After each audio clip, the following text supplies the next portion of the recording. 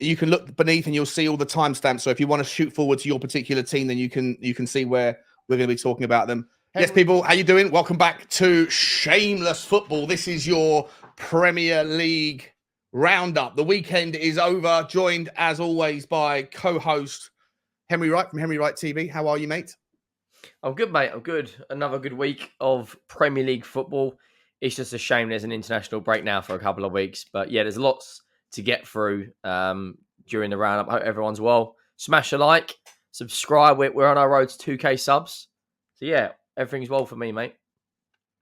Nice, mate. Well, nowhere else to start other than the early kickoff. Luton Town versus Tottenham Hotspur. The early kickoff on Saturday. I was there. I was one of the lucky 800 or so Tottenham fans to go. It was quite an experience going to a stadium like that. Look, I'll be honest. Everyone's saying that Luton Town are destined to go straight back down to the Championship, and they probably are. But on the day, there was a lot of random circumstances that the game could have ended up going either way. Tottenham ended up with the 1-0 win. How did you see it, mate? The game was, Tottenham, the royal we being Tottenham fans, should have been out of mind in 20 minutes. If Richarlison could actually finish something, he would have had a hat-trick probably in the first half. Had a big chance early on, and then a second chance where it was a poor finish straight at the goalkeeper. Tottenham were by far the better team. More shots on target, more passes, more corners, higher pass completion rate. Even with 10 men, we were still in control of that game. And we got all the 3 points. James Maddison again with his 5th assist, joint top with Neto and Trippier. And Van der Ven now. And that's 8 different goal scorers for Tottenham. Had a fantastic start. Shamelessly, we're top of the league. And if you don't like it, you can support another football club, mate. So, yeah, good win for Spurs. We go into international break now. Top of the tree, so can't really ask for more. Look, before we move on, I just want to spend a couple of seconds talking about Tottenham because I know that the vast majority of the opening subscribers to this channel are probably Tottenham fans. So just to give it a little bit more time than it otherwise would get.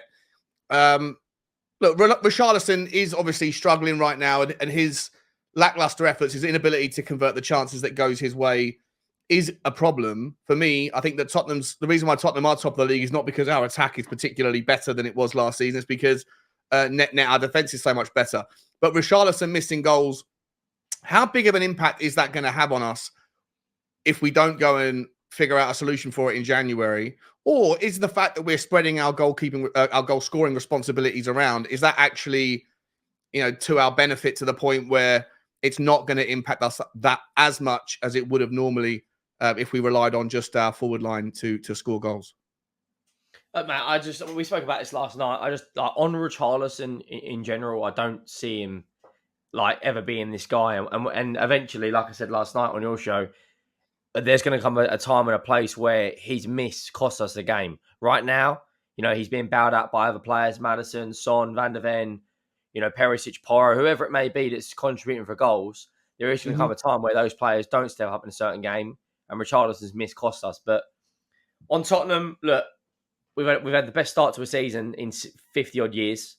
Richarlison has contributed in some games, but I just don't ever think, mate, he's going to be the guy that we thought he was when we come to the football club. Yeah, I agree. Look, like I say, we got through it by hook or by crook. We are top of the table and we're having a laugh. And in terms of our predictions, you went for a shameless 3-0 Tottenham win. I went for a shameless 2-0 Tottenham win.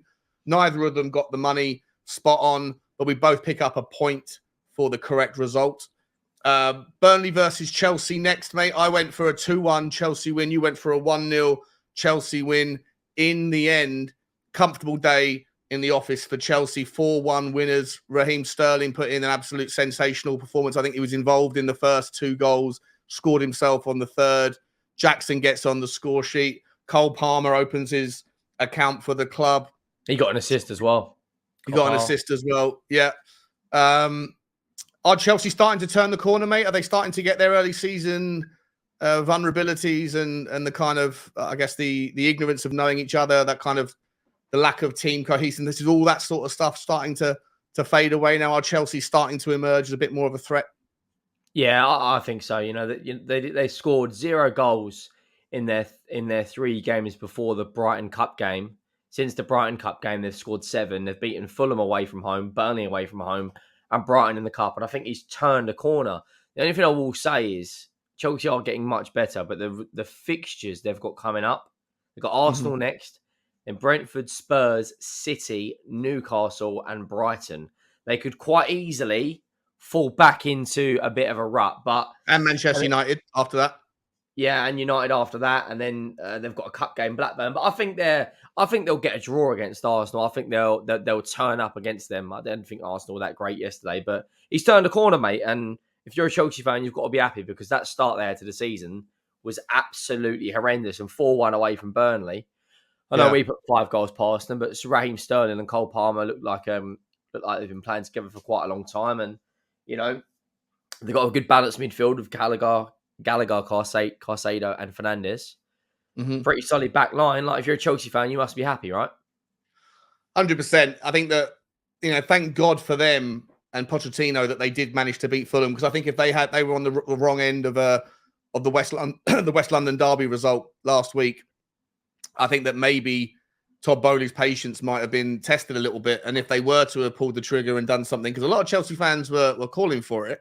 Then they would have started from square one again. But right now they are, like you say, starting to turn the corner. And you know what's going to be interesting? I don't think that they're going to be in a title race or anything like that this year. I think that they still might even struggle.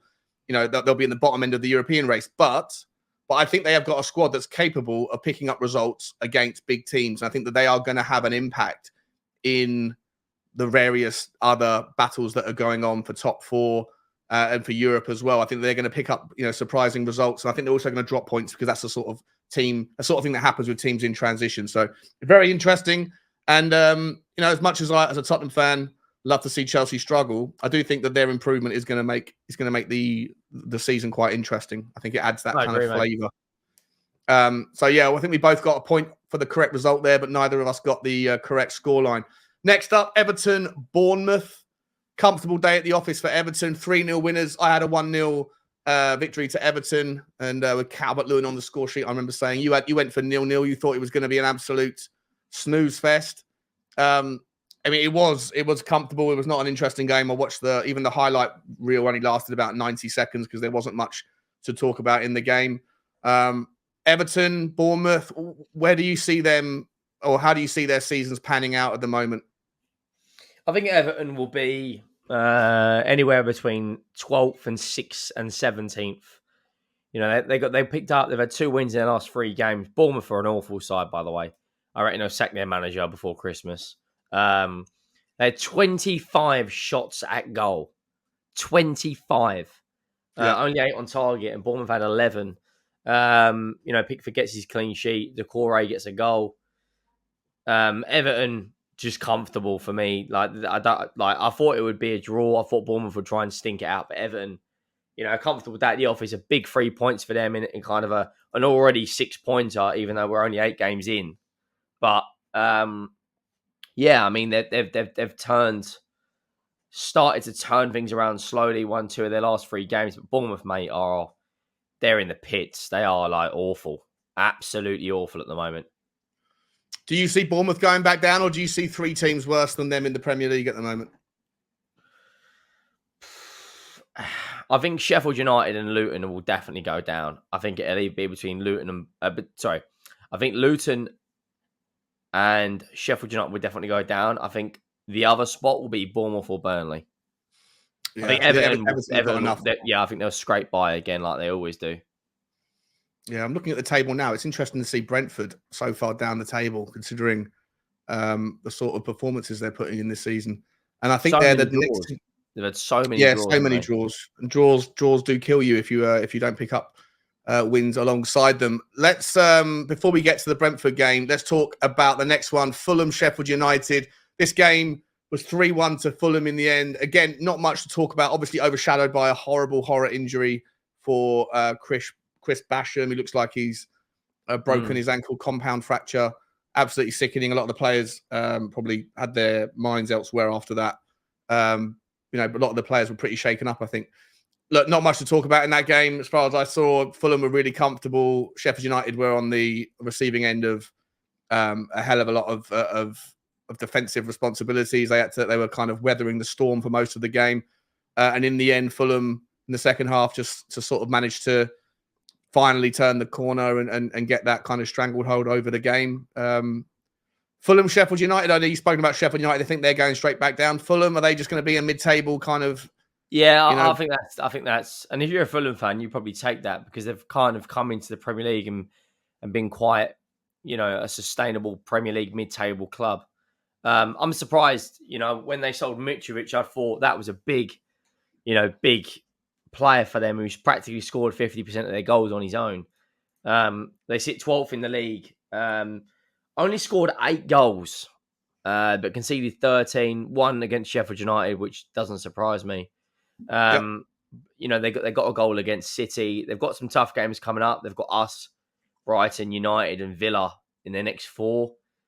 But I still think they'll be mid-table. I don't look at Fulham at the moment and just think there's something wrong there. They've kept, other than Chelsea, they've beaten Luton, got a draw away at Palace, beaten Sheffield United, losing to Chelsea. I mean, the amount of firepower and players they've got is no shame, really, if you're a Fulham fan. Yeah.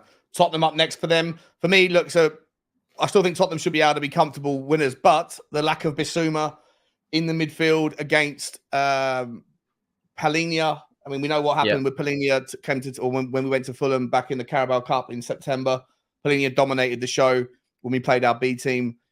You've got to be a little bit sort of worried that the midfield battle might edge their way once again without Bissouma. But I've already heard your thoughts. You think that we should go super creative and maybe I'd go great. They've got a lot of energy in their midfield. They've got Pereira, who was at United, Iwobi from Everton, and Palhinha kind of sits as the anchor, and they kind of have Pereira as a 10 and an 8, and Iwobi as a 10 and 8. I think I'd play Sarr, Maddison, and Eva. Depends on the approach. If you're going to go creative, I'd put potentially Kudu in there and chuck Johnson out wide. Or if you want to kind of go match them for and have a bit more, defensive, you could put Højbjerg back in. I thought Højbjerg did well when he came on against Luton. But listen, I look at Fulham. There's no one in that team that really, we should be winning that 2 or 3-0. There's no one in that team. They've got no firepower. They've got, Vinicius up front, De Cordova-Reid, and Willian, who's about 40. Yeah.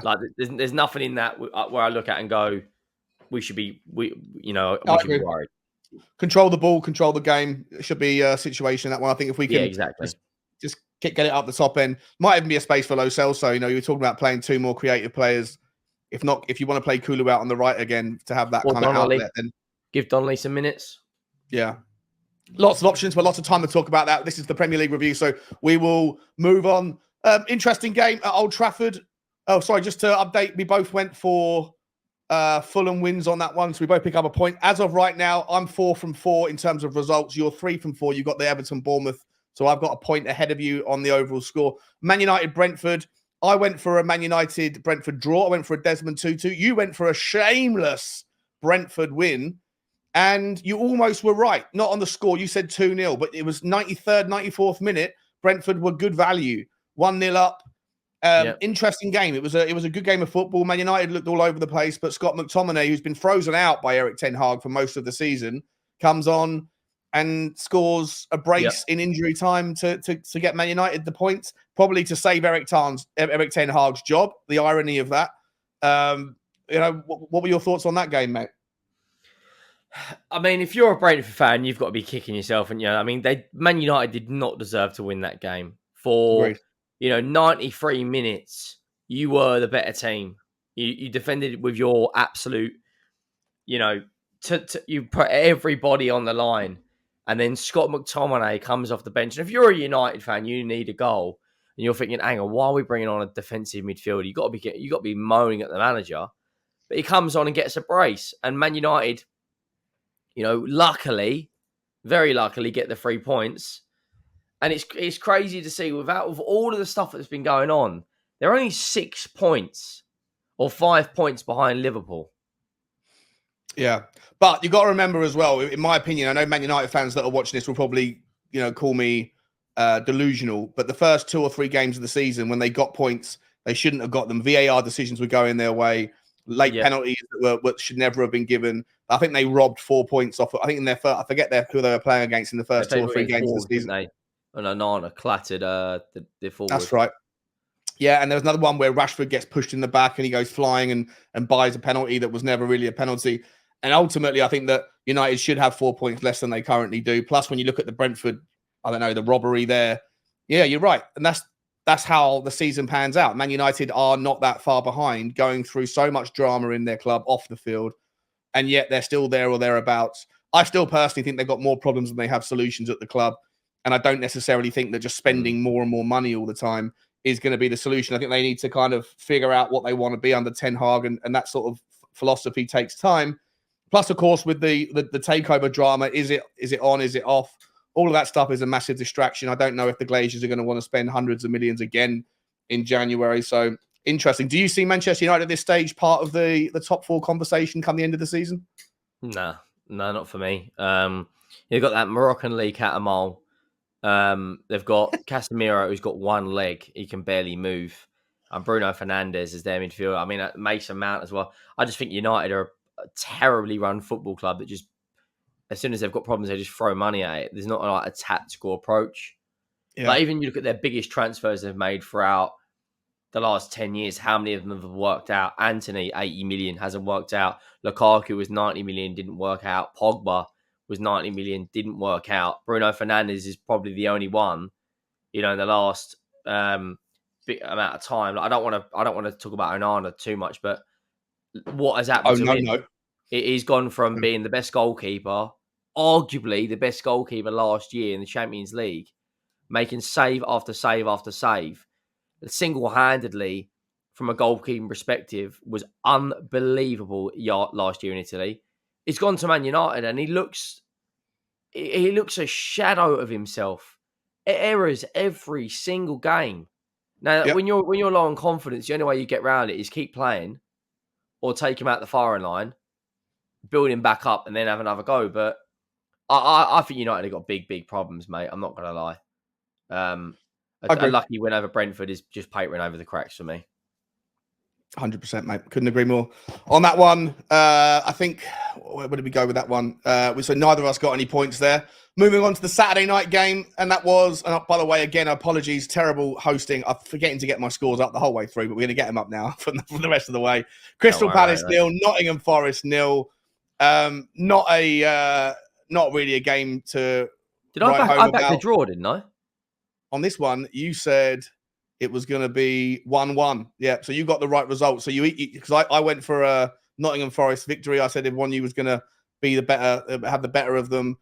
And that actually brings us back to a level playing field, 5 points a pop, I think it is, or 4 points a pop at this stage into the weekend. You went for 1-1. Did you watch the game, mate? Did you see the Saturday night? I watched the second half, and it was boring as anything. I mean, both teams didn't want, in my opinion, to win that game. It was, let's just get a point and get out of there. In terms of the stats, 7 shots on target throughout both teams throughout the game. Palace had a lot more shots. Forest had more shots. Palace had more possession, but it was a boring game. Like, that's not a good advert for the Premier League. Like, no one wants to tune in at 5:30 and watch Palace versus Forest today. No. Well, I'm not sure many people did, to be honest. I heard rumours it was one of the lowest watched Saturday night football games this season, but there's no surprise really. Palace have got so many injury issues at the moment; they just look toothless up front. Well, you wouldn't be able to either. I don't think if you lost everything that's that's creative about the team, and they have. They've lost Eze, Elise, Edouard, all for long termers or 2 goals in the last 4 games. Yeah. I don't think any of these teams will be in any trouble. I think they're going to both finish mid-table, 12th, 13th, 14th, somewhere around there. The thing I say on Palace, though, is they're defensively sound. 3 clean sheets in the last 3 games. Okay, they lost 3-0 to United in the Cup, but they beat United at Old Trafford and got 2 draws at home. So it's not all bad. More, I think they've had more clean. They have more clean sheets than Spurs. Yeah, they have. They've had more clean sheets than Spurs. Spurs only got 1 clean sheet, haven't we? No, we've got a clean sheet against United, clean sheet against Bournemouth, clean sheet against Luton. Yeah. And they've got Sheffield United, Fulham, Forest, and United. Okay. Not bad, is it? You know, who Yeah, would but have said that you want to win Aniston? games, you've got to score goals, though, right? And that's the problem. They need to get these injuries back, but I don't think they've got the money to go again in January either. So we will see. Let's move on. We've been going for 20 minutes. So the best games to talk about right now are coming up. The Sunday was much more fun, much more enjoyable to watch. All the games were crackers. Brighton, Liverpool, 2-2 at Desmond. I went for a 2-2 draw. So I pick up 3 points on that one, mate. And that is an absolute steal. You went for 2-0 Liverpool. You thought Liverpool were going to be the stronger. Look, cracking game of football. Absolutely end to end. Liverpool probably deserved to win it, in my opinion. But the takeaway for me, couple of interesting players that Brighton have got once again coming out. That's Simon Adingra. I think he came from, like I said to you beforehand, I think he come from some Ghanaian, the Right to Dream Academy, and then went and joined that Nords Yelland. Obviously, they've got a relationship with that club. He comes in last season, plays a couple of minutes here and there, 7 games this season. I think he went out on loan last season to Union SG, and now he's back. St. Galise or something, wasn't it? Yeah, and now he's back at Brighton, and I mean, he looks like another dangerous player. Brighton have got another kid, wonder on their hands. They've got 2 as well. The midfielder they played next to Gross, Ballet, something like that. 19 years of age. And Brighton are, just Brighton Liverpool. That's a proper Premier League game at the moment. 2 really attacking teams full with talent. Liverpool got the firepower. Brighton have got the energy.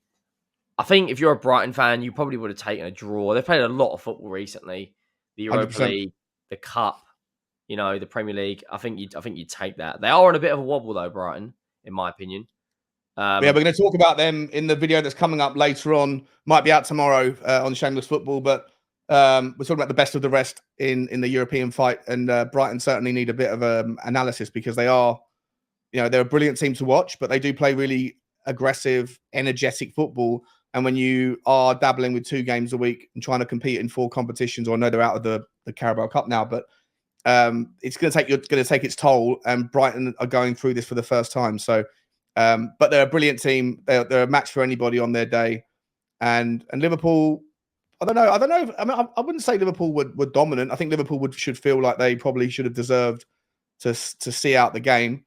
But yeah, I think a lot of the big 3 or 4, 5 teams are going to go to Brighton this year and are going to be on the receiving end of a difficult afternoon. Yeah, I agree, mate. Brighton are a good team to watch, and so are Liverpool. I think a draw on the day was probably a fair result, but Liverpool will probably feel hard done by, in my opinion. West Ham, Newcastle, mate. And this is another 2 teams we'll be talking about on our video later on. The best of the rest. Another excellent game of football. I only caught the sort of second half of it, but for me, West Ham have got such a wonderful balance to their team at the moment. They really improved using that Declan Rice money with superb efficiency.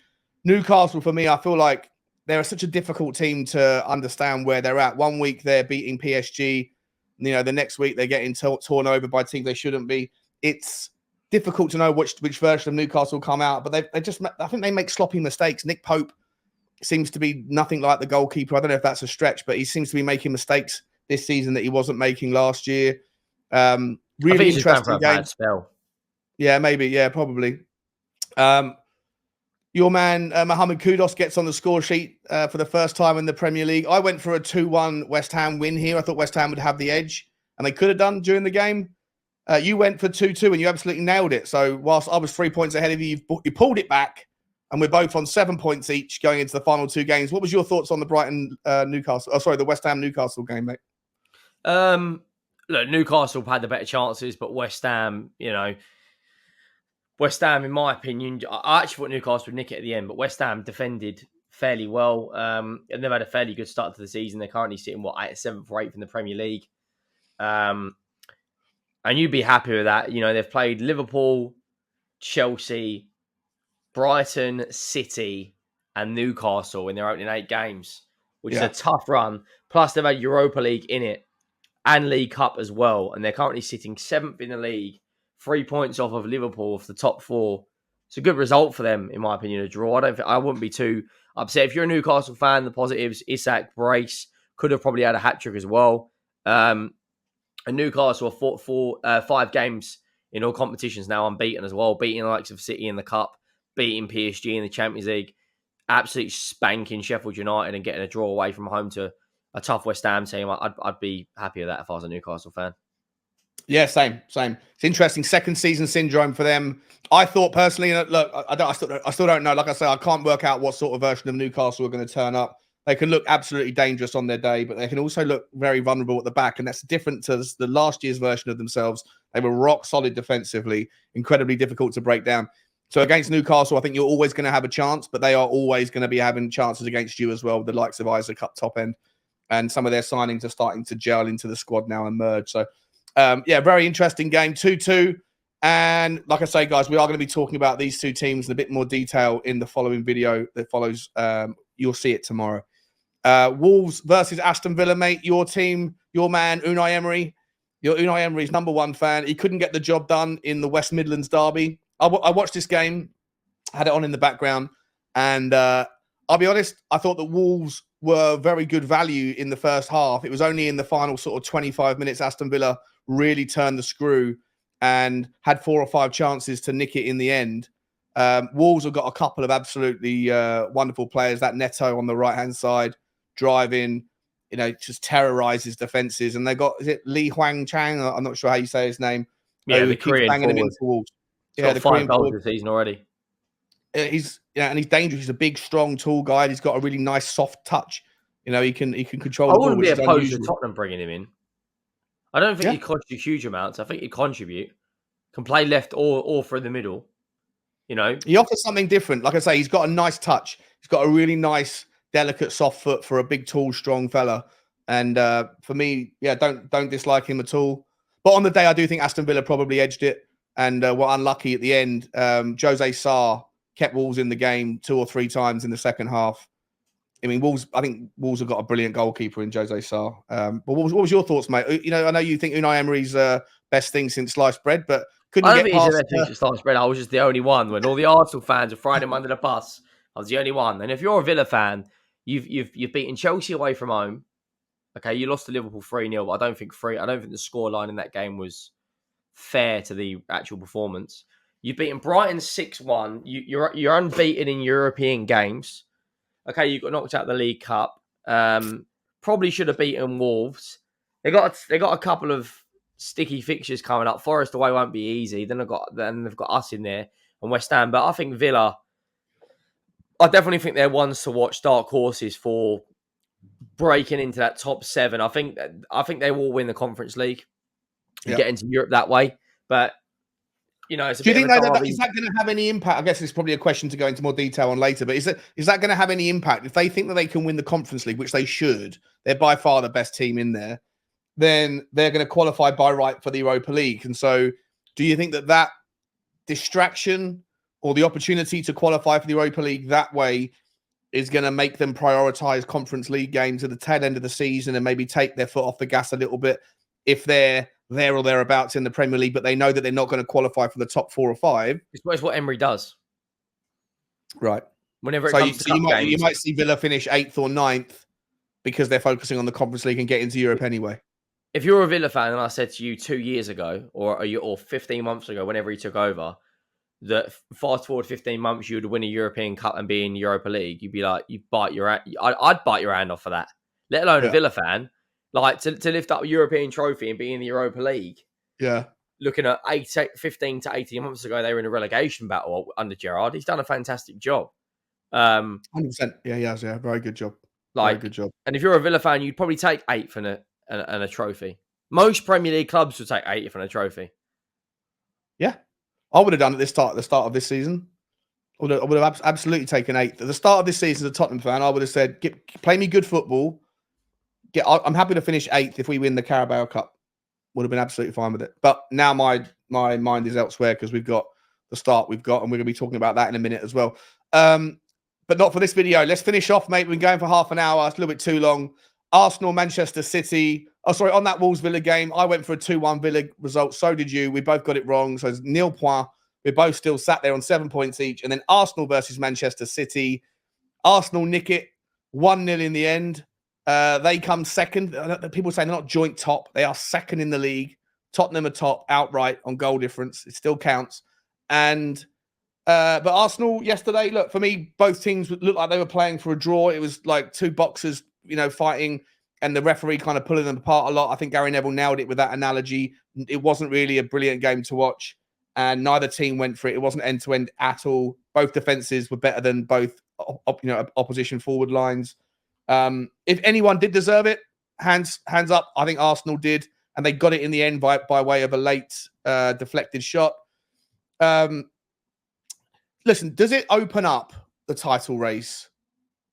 Because me and you were on Lee Judge's channel with Dan Potts last week, and I hold my hands up. I'm going to have to admit it this week as well. I said, I don't think there is a title race. I think Manchester City are going to run away with it by 10 points or something. It's going to be pretty easy, and everybody else is fighting for best of the rest.